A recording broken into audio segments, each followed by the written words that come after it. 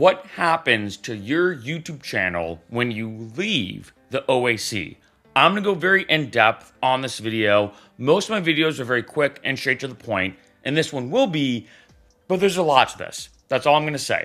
Now to start off, here's what I mean in terms of the beginning steps. Let's say you create your own YouTube channel, you release music. As a result of releasing music, you have a YouTube topic channel. You then merge them. I've done a bunch of videos about this to create an official artist channel on YouTube. You get that cool little note check mark and everything. Now, I've already done a video about how to leave the OAC. Let's say for whatever reason, you're like, you know what? This is not just working, or I don't like it. I'm gonna leave the OAC. What happens to your YouTube channel? Now, there's a lot of different ways I could explain this, and I was trying to think of the best analogy. And here's the best analogy I have. Pretend like your YouTube channel that you've made, that you upload videos on manually, pretend like it's a house. And the OAC, or the official artist channel program, is like an addition put on that house.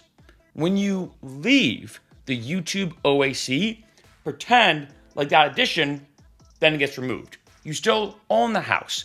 Everything that's in that house is still going to be there. The rights to that house, the legal stuff that you have regarding that house, still all yours. But that addition is now removed. I hope this is the best way to explain it or I hope that makes sense.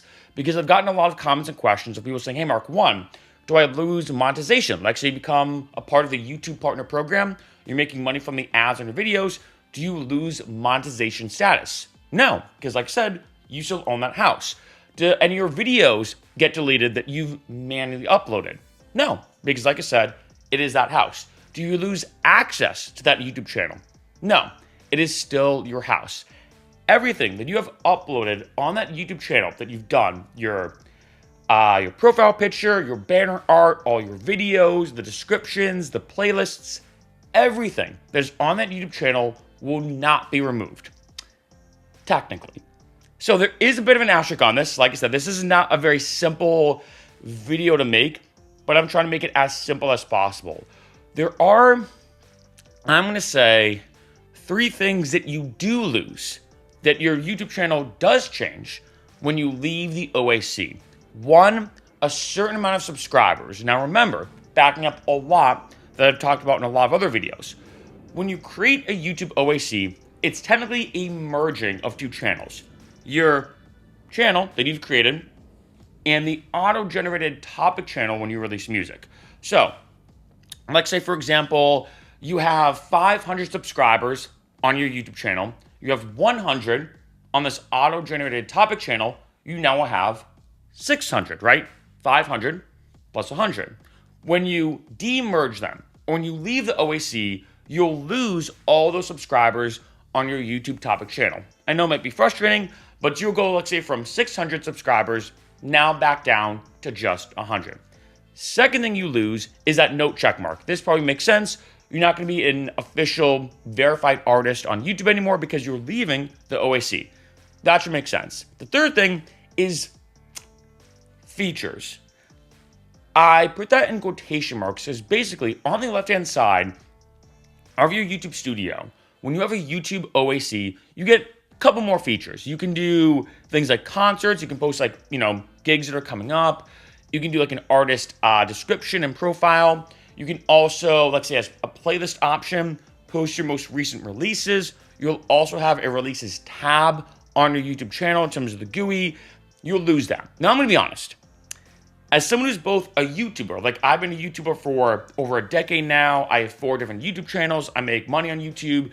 I'm both a YouTuber and a musician equally. And I know a lot about YouTube. I'm not trying to bash YouTube because I love YouTube. I mean, YouTube has changed my life. But being honest, the features of OAC, not really that good. I just think the coolest part about it is the note check mark. I also do think that, back in the day it was a nightmare. Now it's a lot better. But the way YouTube merges both your songs and your videos, so if you take someone like Alan Walker, who is a pretty frequent poster on YouTube, he has videos that you watch that are videos, but he also posts his music.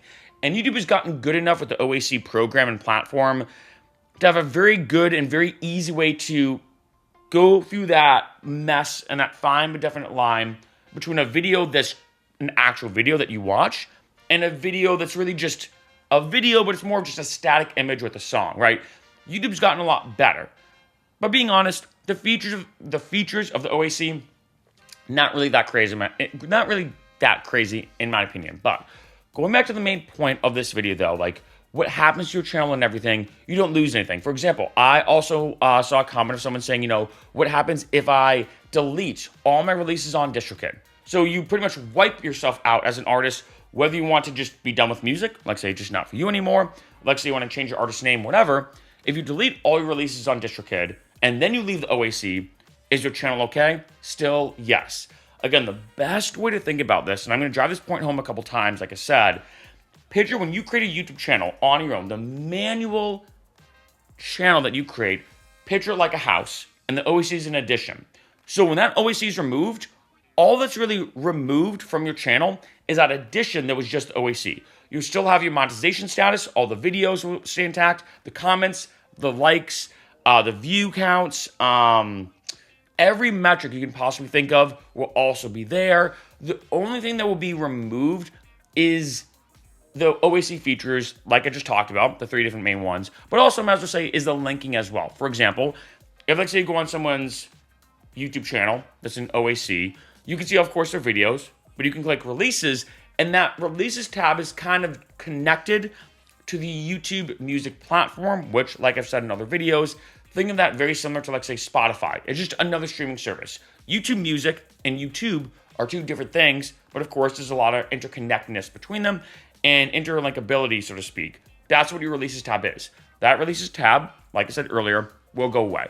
So for the most part, I'm going to be honest, when it comes to joining the OAC, and then let's say leaving it, which is the main point in this video, is leaving it, your YouTube channel doesn't really change that much.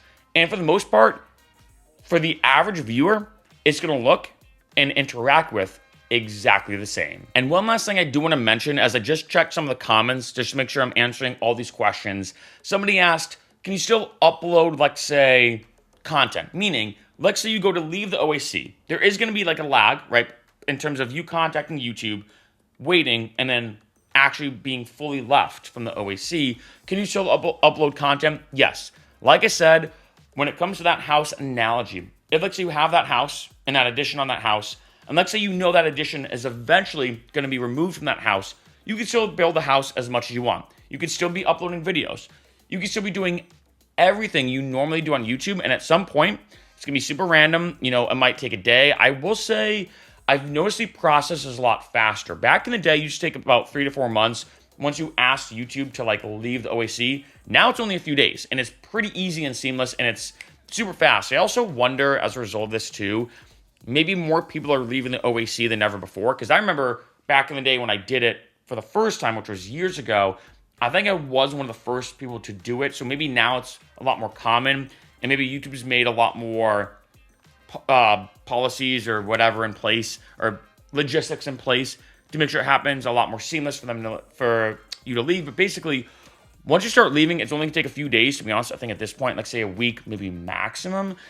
And during that week, like say if you want to, you can still upload videos. And again, treat your YouTube channel like that house analogy. You can still do everything you're doing on YouTube normally when it comes to your own YouTube channel.